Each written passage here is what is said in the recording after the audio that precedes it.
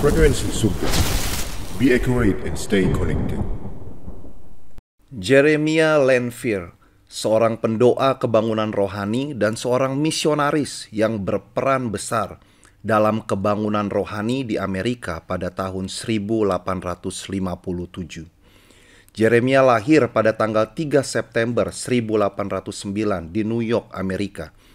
Ia adalah seorang pebisnis yang bertobat di Tabernacle Broadway Finney di Manhattan, New York pada tahun 1842.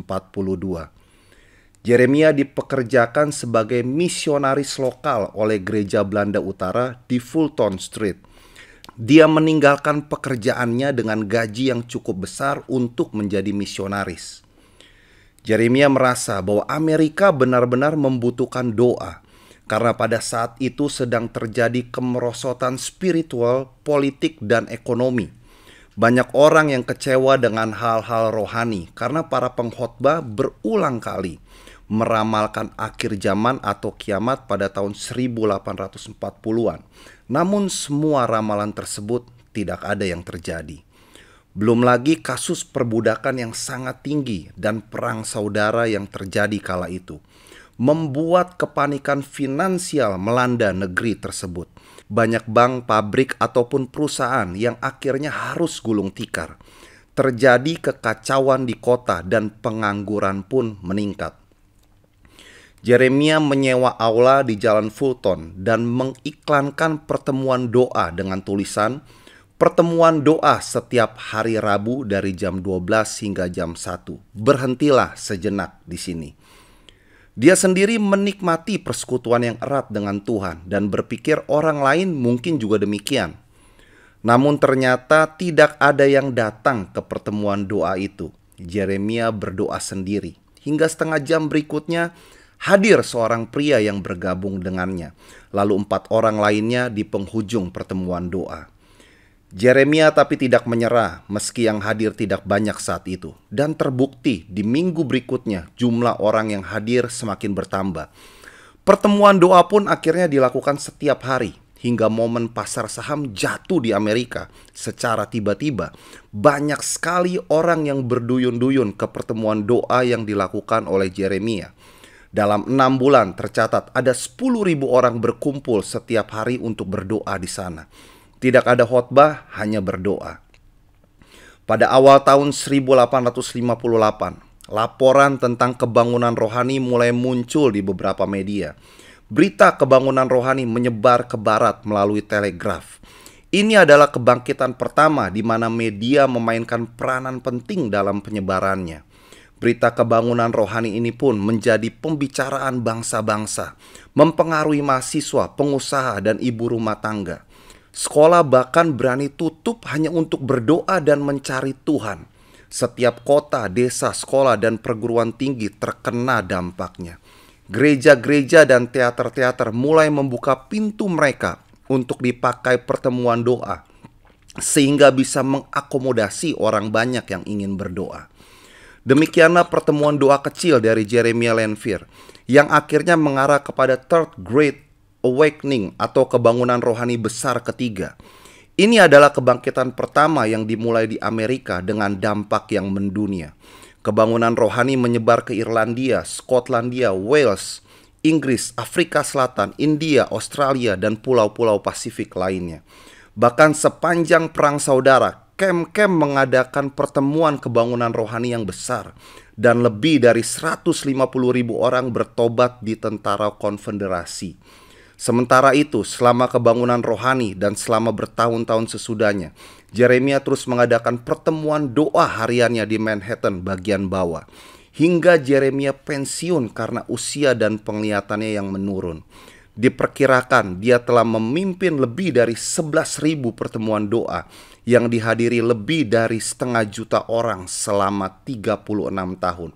Dan 56.000 doa telah dipanjatkan dan 225.000 doa tertulis. Pastor Stephen Jeremiah Lanphier, tokoh kebangunan rohani. Lagi-lagi kuasa doa, Pastor, memainkan peranan yang cukup penting untuk terjadinya perubahan atas suatu bangsa. Sekali lagi, Pastor, yang ingin saya tanyakan, apa yang menjadi kunci doa dari seseorang dan sekumpulan orang ini menjadi sangat berkuasa, Pastor? Kalau menurut saya, doa yang menciptakan sebuah revival itu selalu dimulai dari orang-orang yang haus lapar akan realita Tuhan. Dan ini orang-orang yang tidak puas hanya sekedar, oh saya kan sudah berdoa. Saya kan sudah berdoa 1 jam, 3 jam, 5 jam. Terserah you doa berapa lama. Selama engkau belum mengalami realita Tuhan, bekerja menjamah kehidupan, mereka tidak akan berhenti doa. Itulah spirit yang dibangun oleh Yeremia ini, Yes, Pastor. saya percaya itulah spirit yang dibawa oleh Yeremia.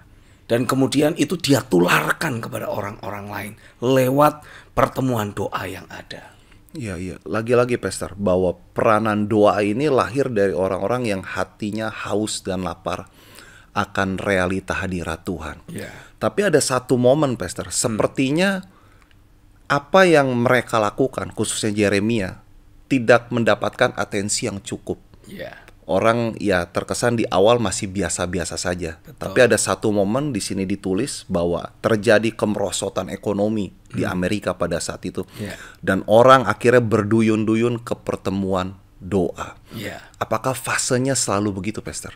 Ya, kalau kita melihat dari karakteristik kebanyakan manusia, Iya. kalau mereka atau kebanyakan manusia ini dalam kondisi yang makmur, baik-baik saja, seringkali manusia merasa nggak butuh Tuhan. Kebiasaan naluri dosa itu, Pastor? Atau apa, Pastor? Ya mungkin itu bagian dari nature dosa yang masih ada dalam hidup manusia. Pendek kata, kalau manusia yang bersangkutan segala sesuatunya masih baik-baik saja, tidak ada masalah, tidak ada tantangan, mereka merasa ngapain cari Tuhan, Iya. mendingan menikmati hidup. Nah, baru ketika terjadi masalah, ya kalau dalam kasus atau kisah yang diceritakan oleh Jeremiah Lanphier ini, terjadi depresi ekonomi. Secara finansial semua orang mengalami kehancuran yang luar biasa. Dan mereka seperti kehilangan pengharapan. Kenapa? Ya selama ini hidup mereka adalah mengejar uang, mengejar kemakmuran, mengejar kesuksesan. Dan ketika kemudian dunia yang mereka kejar mengalami kehancuran, otomatis mereka kehilangan pegangan kan. Nah di saat mereka kehilangan pegangan, Roh Kudus langsung mengambil alih suasana. Oh, itu jadi momen yang dinantikan Roh Kudus juga ya, Pastor? Betul. Ya walaupun sih sebetulnya nggak seperti itu juga. Iya. Tuhan lebih suka kita dengan sukarela datang kepada Dia. Iya. Nggak perlu ada masalah, kita tinggal minta sama Tuhan. Tuhan beri aku hati yang selalu haus lapar akan Engkau. Itu dengan sukacita Tuhan pasti akan memberi. Iya. Daripada kita gigih gila-gilaan mencari Tuhan hanya ketika ada masalah. Kan gak enak. Iya. Harus ada masalah dulu. Nah, Iya. baru cari Tuhan. Kan lebih enak nggak ada masalah, kita minta hati yang haus lapar akan Tuhan, kita gila-gilaan cari Tuhan tanpa ada masalah. Ngejar Tuhannya justru lebih mati-matiannya di situ ya, Pastor ya? Yes. Nggak seperti orang yang dikejar-kejar. Ya Ancaman kecenderungannya, begitu ya? kecenderungannya kalau orang sedang bermasalah, lalu kemudian baru mencari Tuhan, kan seringkali motivasinya kan, aku mau cari Tuhan supaya masalahku selesai. Nah, ya betul. Nanti begitu masalahnya selesai, nggak cari Tuhan lagi. Iya, Kayak waktu tahun berapa itu ya, pertama kali dirilis film tentang pengangkatan. Oh, Wah, itu seru itu. Iya. Kebetulan waktu itu saya ada kesempatan pelayanan di Amerika. Itu kan negara yang memproduksi film itu. Iya. Lalu kemudian didorong untuk gereja-gereja mengajak seluruh jemaat nonton sama-sama. Ya memang sih. Ya dari sejak mereka pada nonton film tentang pengangkatan, gereja penuh.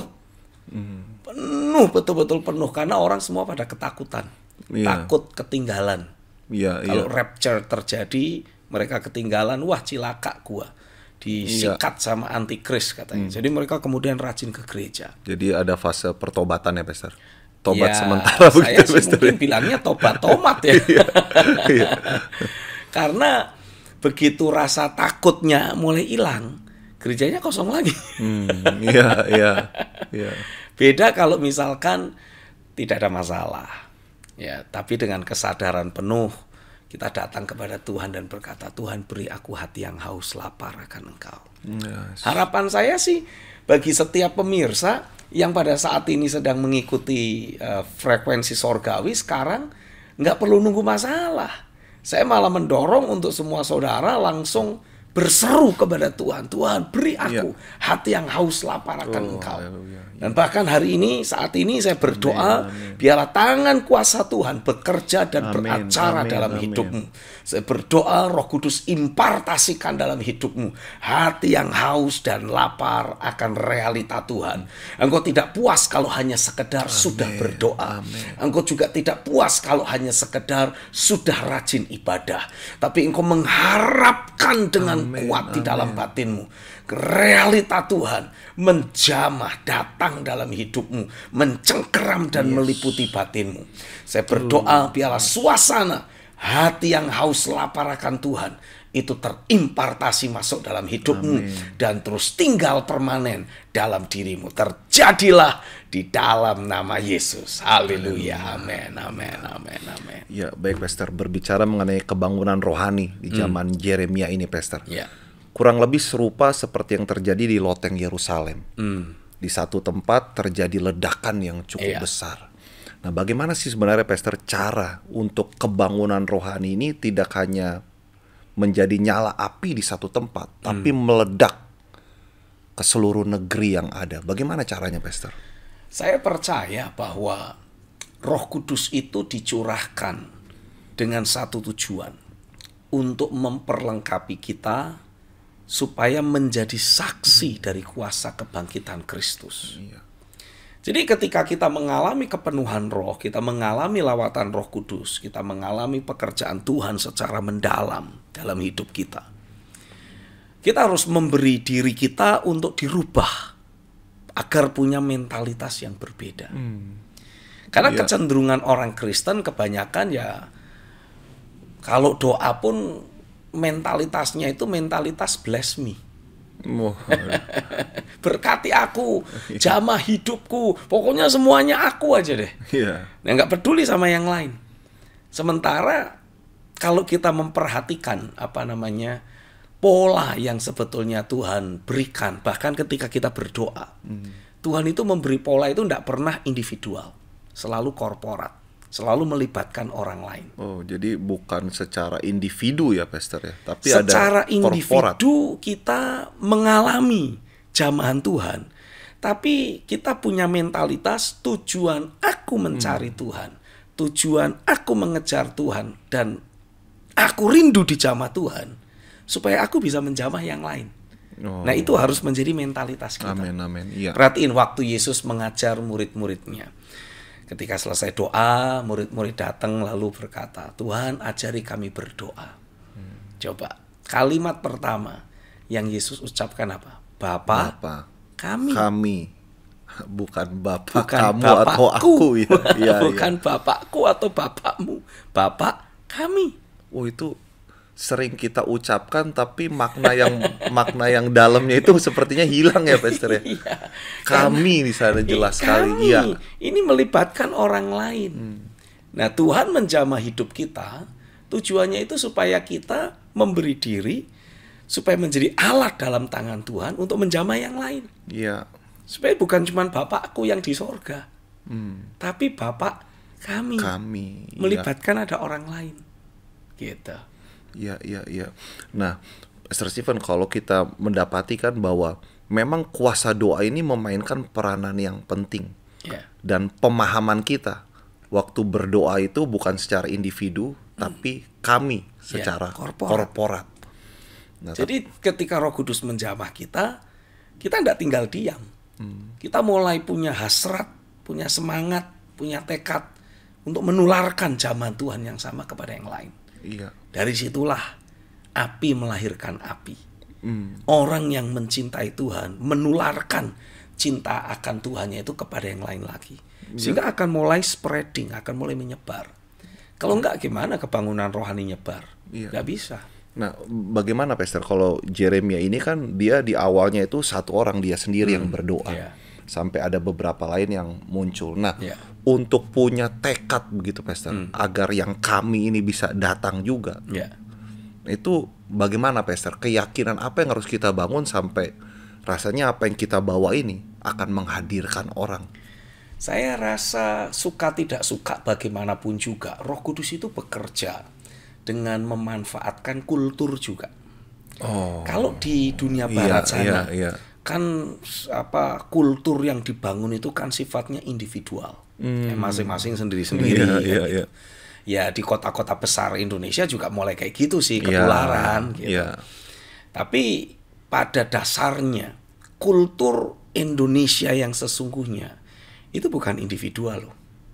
Kultur kita ini kan gotong royong. Gotong royong, iya. Semangatnya semangat gotong Iya. royong.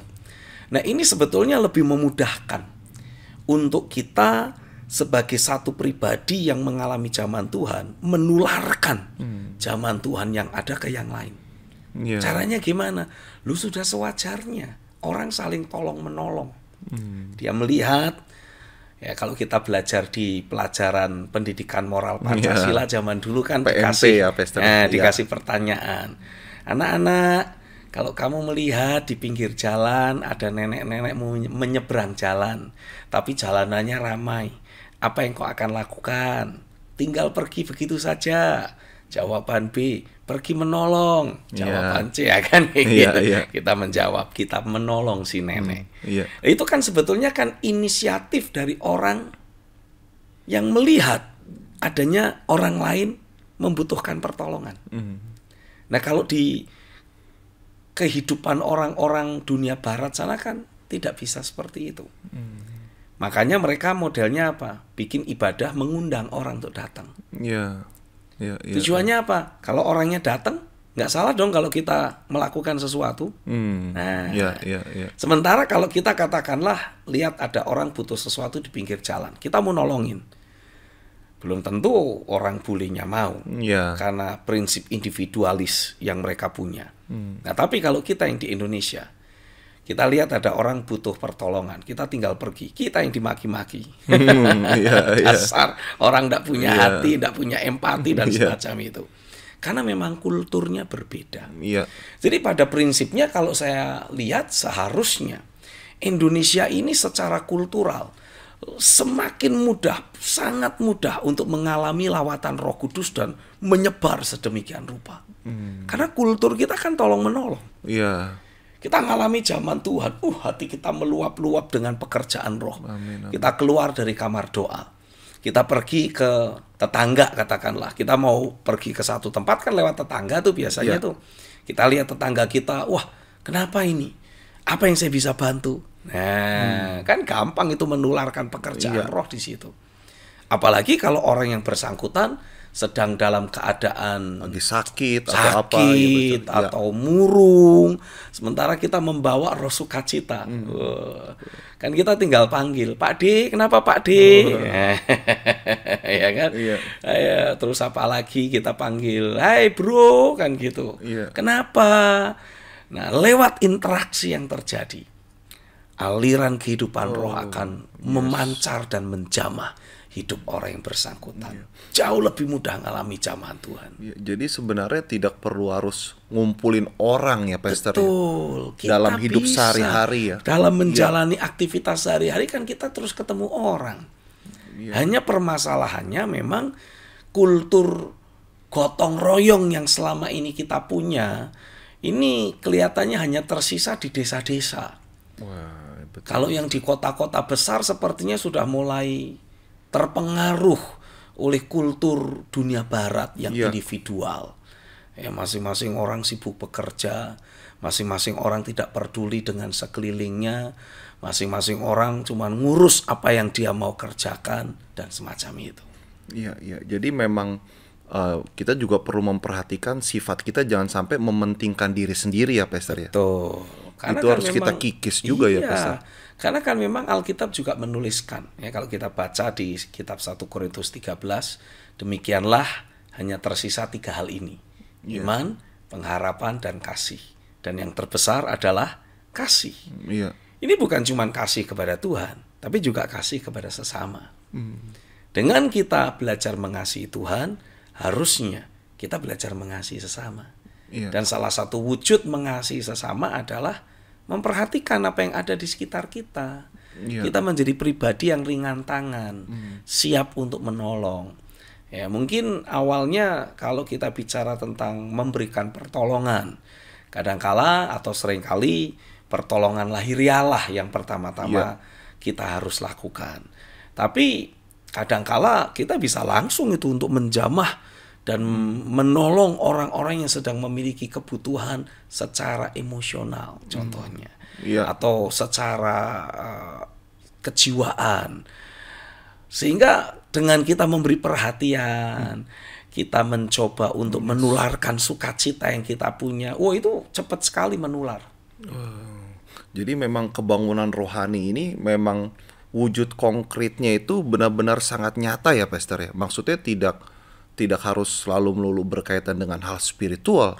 Ya, tidak selalu harus ngusir setan, menyembuhkan orang sakit. Nggak seperti itu, nggak selalu seperti itu. Iya. Tapi lewat tindakan-tindakan apa istilahnya, manifestasi kasih yang kita munculkan, kita menularkan pengharapan, kita menularkan keceriaan. Ini akan membawa orang untuk mulai memiliki keterbukaan secara rohani. Karena sebetulnya kalau kita mau melihat dari prinsip Alkitab, segala sumber permasalahan apapun yang ada dalam dunia ini, itu adalah masalah kerohanian. Sumbernya kan di situ. Orang punya masalah secara kejiwaan, orang punya sakit penyakit, orang punya masalah keluarga dan sebagainya. Sumbernya dari apa? Dari kuasa dosa yang masuk ke dalam dunia. Dari pekerjaan iblis yang merusak hidup orang. Dari manifestasi kuasa maut yang menggerogoti kehidupan banyak orang di atas muka bumi ini. Jadi kan semuanya kan sebetulnya akarnya dari aspek kerohanian. Tapi kita bisa menyentuh permasalahan yang sedang dihadapi oleh orang-orang di sekitar kita secara aspek lahiriahnya dulu mungkin. Baru masuk baru kemudian nanti rohaninya. Kita akan masuk ke aspek rohani karena akarnya kan di sana. Nah, Pastor, untuk menjaga Pastor api kebangunan rohani yang memang ini aspek rohani Pastor. Dalam kurun waktu yang cukup lama seperti yang Yeremia alami. Api kebangunan itu terjaga bertahun-tahun. Nah, itu bagaimana caranya Pastor? Setelah jeda informasi berikut ini ya Pastor.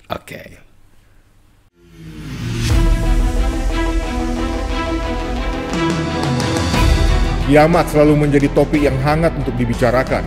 Banyak orang terus meramalkan dengan menggunakan teori atau dalil Alkitab tertentu. Namun semuanya hanya menciptakan kehebohan sesaat dan menyisakan apatisme serta tanda tanya yang makin besar. Kapan Yesus akan datang kedua kalinya? Apa peranan gereja di hari kiamat? Siapa tokoh 666? Apakah peradaban dunia akan benar-benar dihilangkan? Untuk menjawab tantangan itulah, Pastor Stephen Agustinus menulis buku Kiamat, Apa Itu? Untuk informasi Anda bisa menghubungi kami di nomor 0896 8088 8929 atau di nomor 0817 4927 954. Ya, baik Pastor. Saya ulangi kembali Pastor pertanyaan tadi. Nah, bagaimana caranya Pastor menjaga api doa, api kebangunan rohani ini agar langgeng? Karena kita tahu bersama Pastor, dalam doa seringkali itu kan terjadi fluktuatif Pastor. Ada perasaan kadang jenuh mungkin, ada perasaan kadang kok doa begini-begini saja. Nah, untuk menjaga api kebangunan rohani itu biar ada dalam titik didinya yang terus panas Pastor. Nah, ini bagaimana caranya Pastor? Saya percaya dalam kita mengerjakan kehendak Tuhan itu dibutuhkan kapasitas atau stamina yang prima. Kapasitas yang besar, stamina yang prima. Nah, mau tidak mau memang sebelum Tuhan mengutus kita, selalu akan ada masa persiapan yang Tuhan bawa untuk kita alami terlebih dahulu. Nah, dalam masa-masa persiapan, Roh Kudus akan selalu mempersiapkan untuk kita memiliki kapasitas, untuk kita memiliki stamina rohani yang memampukan kita untuk terus bisa melangkah sampai garis akhir dengan kekuatan penuh. Paulus memang memberikan penegasan. Dia berkata, Aku melatih tubuhku dan menguasainya sepenuhnya. Iya. Nah, kalau kita membaca pernyataan yang Paulus tuliskan itu dari Alkitab berbahasa Yunani, maksud Paulus itu berkata seperti ini, aku betul-betul mendisiplin diriku, termasuk segala aktivitas lahiriah yang aku punya. Karena secara spesifik Paulus berkata, aku melatih tubuhku. Dia berbicara tentang tubuh lahiriah. Ya, dan memang pada kenyataannya seringkali seseorang tidak bisa terus bertahan untuk menjaga atau menjadi pembawa api kegerakan, menjaga api kegerakan tetap pada puncaknya. Iya. Ya selalu karena faktor-faktor lahiriah. Iya. Biasanya karena mungkin pola makannya tidak bagus, akhirnya jadi sakit-sakitan. Nah, kalau seseorang secara lahiriah dia mulai sakit-sakitan, sulit untuk dia terus ada dalam kondisi prima dalam pelayanan. Iya. Karena bagaimanapun juga kan kita ini melayani masih di tubuh di dunia lahiriah ini. Iya. Kita butuh tubuh lahiriah kita. Tubuh lahiriah kita ya harus sehat. Tubuh lahiriah kita harus kuat. Iya. Nah, supaya tubuh lahiriah kita sehat dan kuat, apa yang harus kita lakukan? Ya makan yang betul. Ya, makanya tidak boleh makan sembarangan. Harus makan makanan yang sehat. Olahraga, pikirannya kita jaga, terus diselaraskan dengan firman supaya tenang, supaya tidak stres. Lalu ya selain makan bagus, istirahat juga harus cukup, pikiran tenang, olahraga. Itu akan menolong kita untuk betul-betul bisa menjaga dan memastikan tubuh lahiriah kita ini mensupport keberadaan dari manusia batiniah kita. Jadi kapasitas yang Tuhan maksud untuk senantiasa membawa api kebangunan rohani menyentuh aspek tubuh lahiriah juga ya Pastor? Pasti. Kalau kita perhatikan para tokoh kebangunan rohani di masa lampau, itu sebetulnya orangnya sehat-sehat dan kuat-kuat gitu. Mereka berkhotbah bisa berjam-jam, dengan antusias meluap-luap. Itu kalau tubuhnya tidak sehat, nggak bisa kayak gitu. Ini doa berjam-jam. Ya, belum lagi kalau kita perhatikan zaman dulu kan, kalau orang berkhotbah itu seringkali tidak diperlengkapi dengan peralatan sound system yang hebat, canggih seperti sekarang. Kadang di lapangan. Ya itu artinya kan urat lehernya kan harus kuat. Iya. Ya, terus apalagi sistem pernapasan yang dia punya. Itu paru-parunya harus super itu. Iya. Karena kan dia membutuhkan suara yang menggelegar, suara yang nyaring, dan dipakai dalam kurun waktu yang panjang. Dan pita suara yang prima ya Pastor. Pita suara yang prima. Nah itu kalau tidak latihan tidak bisa. Kita harus melatih fisik kita. Kita harus melatih manusia batiniah kita. Nah secara spesifik Paulus memang memberi penegasan. Aku tuh melatih tubuhku, melatih tubuh lahiriahku, menguasainya sepenuhnya. Jadi secara vitalitas, secara aktivitas sehari-hari, Paulus tidak terganggu dengan kesehatannya. Ya, dan itu memang Paulus juga buktikan ya Pastor dalam perjalanan dia melayani Tuhan, menyebarkan Injil kerajaan itu, ada banyak kondisi yang sebenarnya secara tubuh dia teraniaya ya Pastor. Tapi bisa terus terjaga. Bayangkan, dia harus pergi pelayanan nggak ada pesawat waktu itu. Ya, satu-satunya kendaraan yang bisa dia tumpangi cuma naik kapal. Tapi kalau di jalan darat ya paling ya kalau nggak naik kuda, naik kereta atau jalan kaki. Nah mungkin justru karena banyak jalan itulah yang membuat dia jadi sehat. Beda seperti sekarang ya. Beda kayak sekarang. Ini bapak-bapak pendeta kalau sudah jadi pendeta besar, itu sini ke sana aja nggak mau kalau naik, harus jalan kaki, harus naik sesuatu. Ya, tapi itu adalah kalau saya boleh bilang sih kerugian buat kita. Ya, karena kita ini betul-betul membutuhkan fisik yang prima. Gitu. Jadi harus ya mendisiplin diri seperti yang Paulus katakan. Harus makan makanan yang sehat, yang bagus gitu ya. Olahraga ya. pikiran kita selaraskan dengan firman supaya tenang. Iya. Dan dari situ saya percaya kita akan bisa terus menjagai kondisi fisik dan manusia batiniah kita. Iya. Lu untuk doa itu butuh kekuatan loh, butuh kekuatan fisik loh. Kalau kita metabolisme tubuhnya jelek, ya kita duduk doa menyembah Tuhan sebentar aja itu mulai ngantuk loh kita. Iya. Iya, iya betul. Nah, itu menunjukkan metabolisme kita kurang bagus.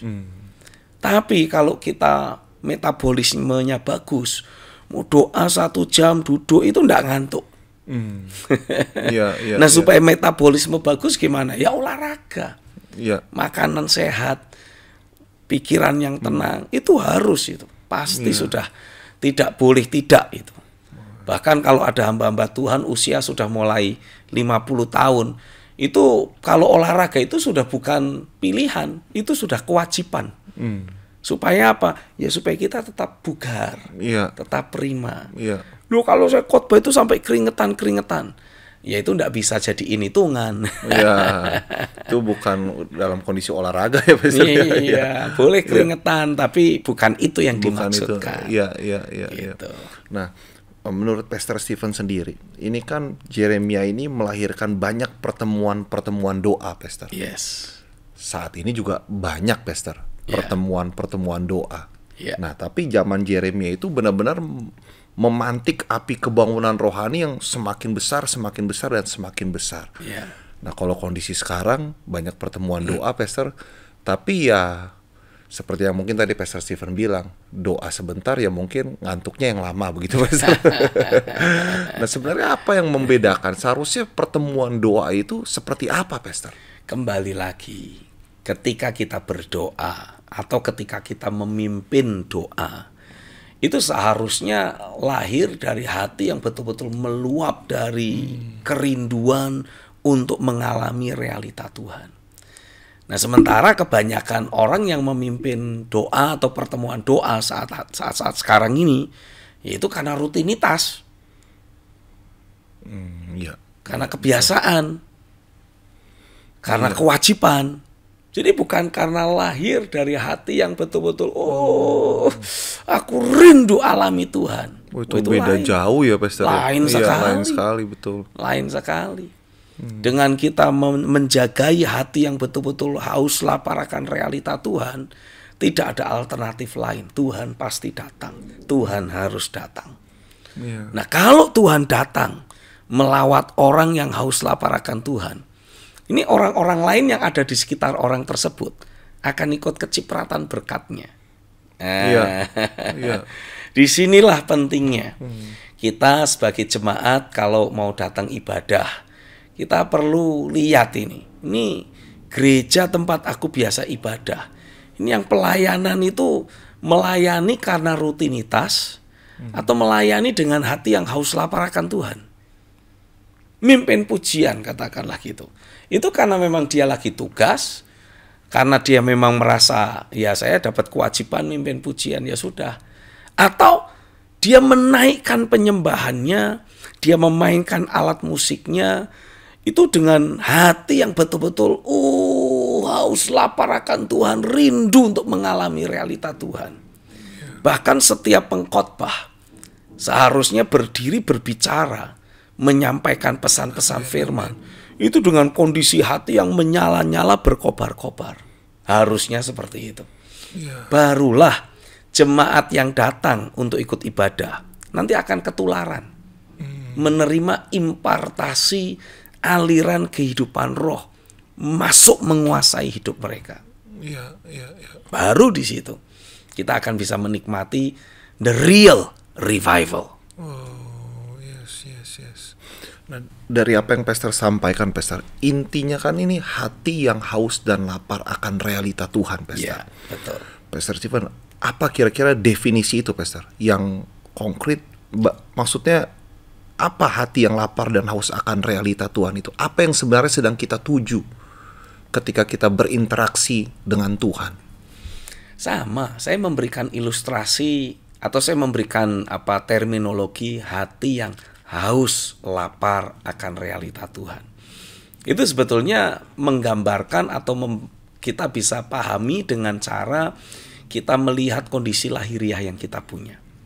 Kalau misalkan contoh, Gideon lagi haus.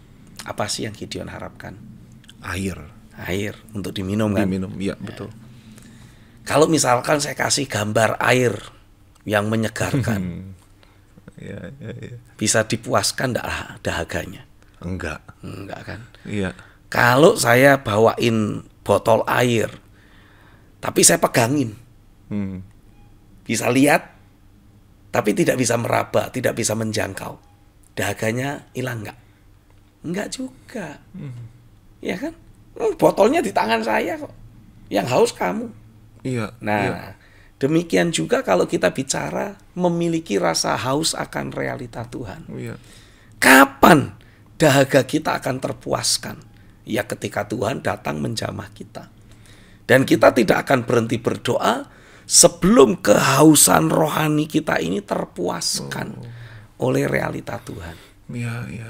Itulah arti haus lapar akan realita Tuhan.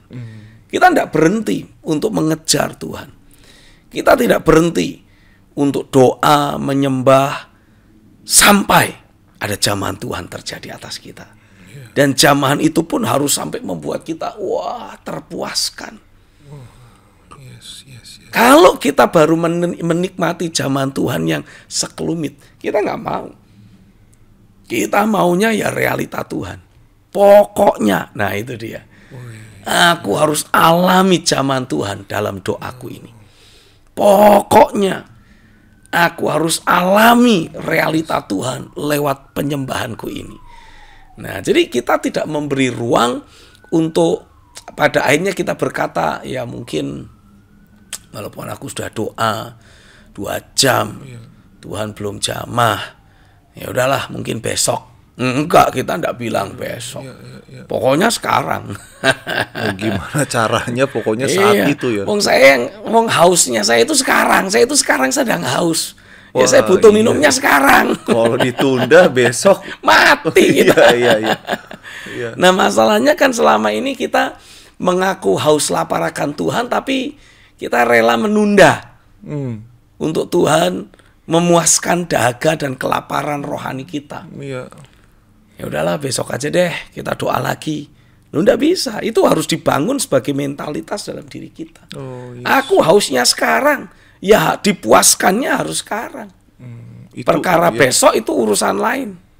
Ya, itu mental revivalist ya, Pastor. Itulah mental revivalist. Dia tidak akan berhenti mengejar Tuhan sebelum dia betul-betul alami realita Tuhan. Saya berdoa biarlah seberapa banyak saudara yang saat ini mengikuti program frekuensi sorga ini. Biarlah Tuhan membangun dalam batinmu. Ada nature yang baru, ada mentalitas yang baru. Mentalitas seorang revivalist. Sehingga ketika engkau berdoa, engkau tidak mau berhenti. Pokoknya kalau aku belum dijamah Tuhan, dan jamahan Tuhan begitu luap sampai aku dipuaskan, aku tidak akan berhenti doa. Rala kata syamda bayaralaka. Aku berdoa, aku tularkan hasrat, kehausan, kelaparan, tekad untuk mengalami realita Tuhan seperti yang Tuhan telah bangun dalam hidupku. Itu aku tularkan kepadamu di dalam nama Yesus. Biarlah tangan kuasa Tuhan menjamah hidupmu. Tangan kuasa Tuhan melawati engkau. Tangan kuasa Tuhan membangkitkan engkau, membangun dalam dirimu. Ada mentalitas seorang revivalist. Haleluya. Terjadilah atasmu di dalam nama Yesus. Haleluya.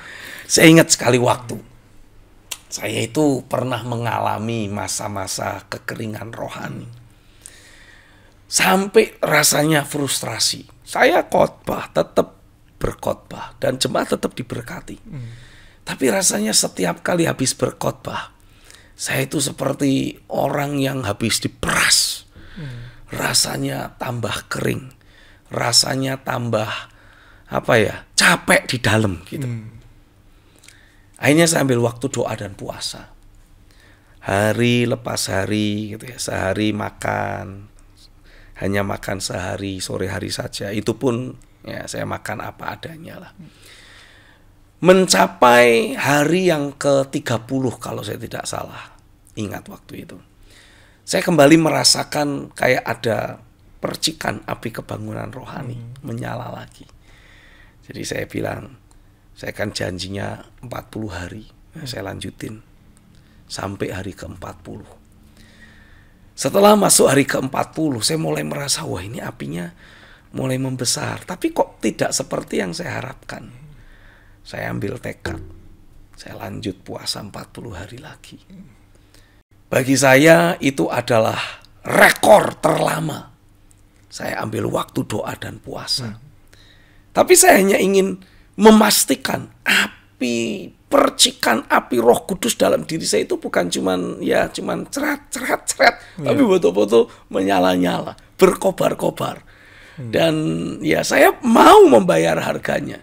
Saya mau tunjukkan sama Tuhan, Tuhan nih, aku serius nih Tuhan. Walaupun airnya jadi kurus kering, tapi nggak apa-apa. Aku lebih fokus kepada kondisi manusia rohku daripada manusia lahiriahku. Jadi saya terus betul-betul mengejar Tuhan sedemikian rupa. Walaupun memang setelah hari yang ke-80, saya menikmati api Roh Kudus kembali berkobar secara nyata. Tuhan itu mengganjar saya dengan berkat dalam 1 bulan. 1 bulan atau 10 hari, saya agak lupa ingat karena ini momennya sudah agak lama. Tapi saya mengalami peningkatan berat tubuh itu sampai 10 kilo. Dan setelah itu mandek. udah nggak naik lagi, tapi juga nggak turun lagi, jadi stabil. Ya, dulu tuh bobot saya paling 53. Nah, sejak peristiwa doa puasa itu bobot saya kira-kira 63. Sampai sekarang ini. Jadi ya saya bersyukurlah Tuhan tidak membiarkan saya tertiup angin dan kabur.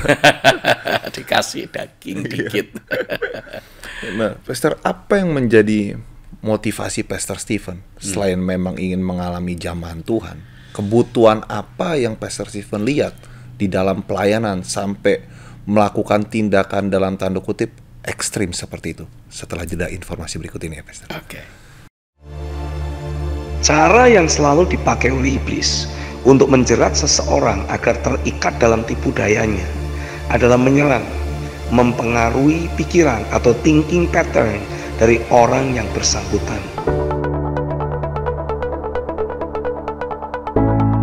Mari dapatkan renungan harian Pastor Stephen Agustinus yang akan membangkitkan dan menyegarkan roh Anda dengan cara mengetik nama, kota, dan nomor WhatsApp Anda.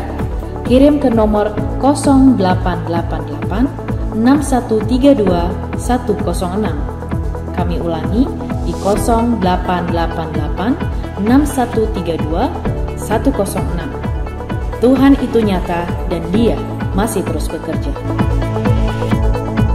Iblis tidak akan pernah bisa menguasai hidup seseorang selama orang yang bersangkutan tidak menyerahkan dirinya untuk ada dalam kendali iblis. Ya, baik Pastor. Kalau kita memperhatikan para tokoh kebangunan rohani ini, seringkali banyak melakukan tindakan ekstrim dalam tanda kutip seperti itu, seperti Jeremiah Lanphier itu sendiri berdoa sedemikian rupa, tidak berhenti sampai Tuhan menjamah. Tadi kita juga mendengar Pastor Stephen melakukan doa puasa selama 80 hari, Pastor. Nah, itu kan butuh tekad, niat, dan butuh satu pandangan untuk menjawab satu kebutuhan tertentu sampai orang mau melakukan hal senekat itu, Pastor. Nah, apa yang Pastor Stephen lihat sampai para tokoh kebangunan rohani ini mau melakukan tindakan-tindakan ekstrim seperti itu? Saya mendapati ada satu kebutuhan besar. Manusia butuh mengalami realita Tuhan. Manusia tidak butuh seremonial ibadah. Manusia tidak butuh seremonial keagamawian. Manusia butuh realita Tuhan. Nah, untuk bisa menjawab kebutuhan mendasar dari manusia, saya menyadari saya tidak akan pernah bisa menjamah kebutuhan yang dimiliki oleh jemaat atau manusia kebanyakan hanya dengan saya mengandalkan khotbah saya, kecerdasan saya, atau mungkin skill yang saya miliki dalam pelayanan. Tidak bisa. saya membutuhkan realita Tuhan. Dan saya menyadari betul, tubuh saya ini kan rumahnya Tuhan, bait Roh Kudus, rumah tempat tinggal dari Tuhan sendiri. Nah, saya ingin memastikan rumah ini bukan rumah yang kosong.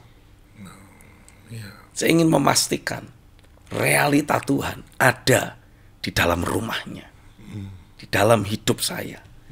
Sehingga ketika saya melayani, saya tidak hanya sekedar berkata-kata, mengucapkan kata-kata yang mungkin menyenangkan, mengenakkan, memberi harapan, tapi harapan kosong. Kenapa saya bilang harapan kosong? Nggak ada realita Tuhan.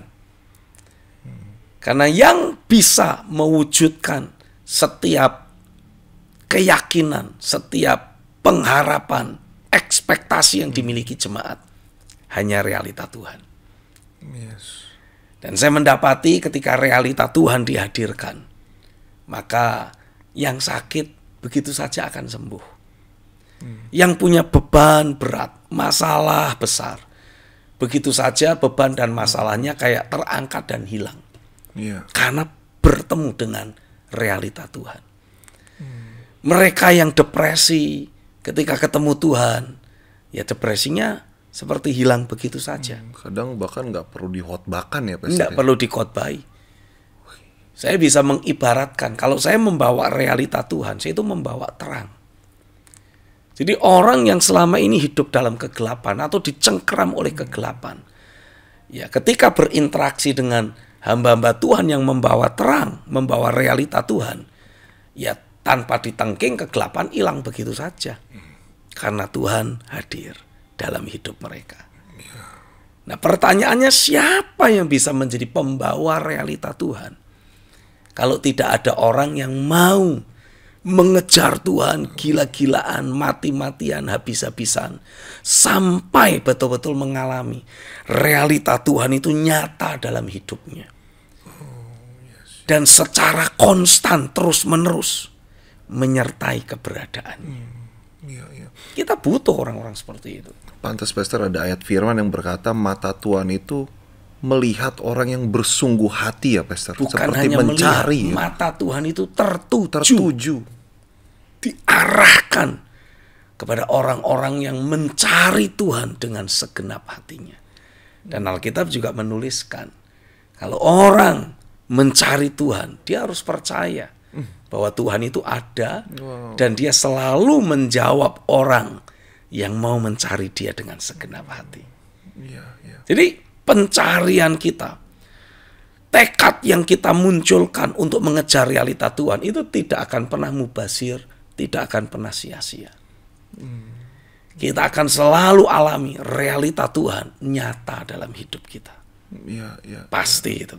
Makanya saya yakin setiap kita, seberapa banyak saudara yang saat ini sedang menyaksikan program Frekuensi Sorga, sebetulnya saudara dikasih Tuhan sebuah kesempatan yang sama untuk engkau bisa dibangkitkan menjadi para revivalist di generasimu, di antara orang-orang yang ada di sekitarmu, sehingga Tuhan pakai engkau menggembalakan mereka-mereka yang ada di sekitarmu. Hari ini saya berdoa, biarlah tangan kuasa Tuhan betul-betul mulai menjangkau hatimu, meyakinkan engkau bahwa engkau bukanlah jemaat biasa, engkau bukanlah hamba Tuhan biasa. Mungkin saat ini engkau berpikir, ya tapi saya memang orang biasa saja. Tapi ketika engkau terus belajar mengizinkan Roh Kudus bekerja dalam hidupmu, bersamaan engkau mengejar realita Tuhan, Roh-Nya tidak akan pernah tinggal diam. Roh Kudus akan merombak mentalitasmu, merombak dasar keyakinanmu, membongkar semua yang selama ini menjadi pola dunia yang sudah berhasil dicetakkan dalam dirimu, akan dibongkar sepenuhnya oleh Tuhan. Dan Tuhan akan memunculkan engkau menjadi para revivalist di hari-hari yang terakhir ini. Terjadilah atasmu, karena saya percaya di hari-hari yang terakhir ini akan terjadi pencurahan roh ke atas semua manusia. Dan peristiwa pencurahan roh yang akan melanda, menjangkau semua manusia akan melibatkan saudara juga. Terima panggilan Tuhan ini, mulai cari Tuhan dengan segenap hatimu, dan mari kita bertemu di dalam hadirat Tuhan. Dan saya yakin sementara saya mengejar Tuhan, sementara saudara mengejar Tuhan, kita akan dipersatukan di dalam hadirat-Nya untuk Dia bangkitkan, Dia munculkan menjadi para revivalist di hari-hari yang terakhir ini. Terjadilah atasmu di dalam nama Yesus. Amin. Haleluya, haleluya. Pemirsa Frekuensi Sorga, saya yakin kita semua akan Tuhan pakai menjadi pembawa realita hadirat Tuhan. Terus saja jagai hati yang lapar dan haus akan realita hadirat Tuhan. Stay tuned with us, be accurate, and stay connected.